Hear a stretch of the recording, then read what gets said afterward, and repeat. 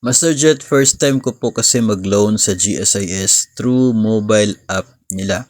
Hindi po kasi na-deduct yung loan ko sa salary ko. Meaning po ba yun na online payment ako magbayad since may option naman magbayad through GCash?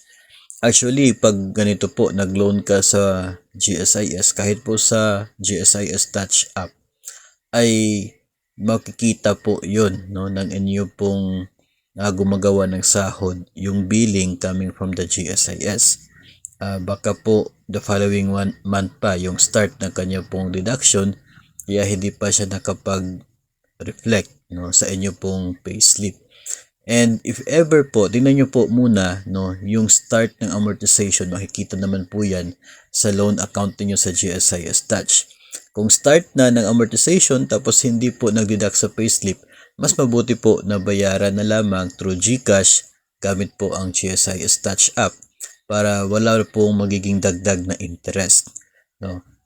Siguro may talagang cases na ganyan kasi tao lang naman po yung gumagawa ng sahod at nag-check dyan. So, possible pa rin po na mangyayari yan.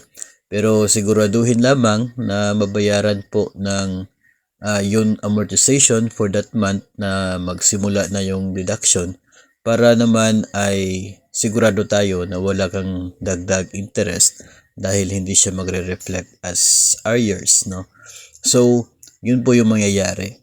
And mabuti na rin po na ma-inform ninyo yung inyo pong division para nang sa ganun ay madagdag, no, doon po sa deduction ninyo yung intended for your loan para naman hindi na kayo parang manual pa na magbabayad sa inyo pong utang kapag naka-salary deduction na po yun.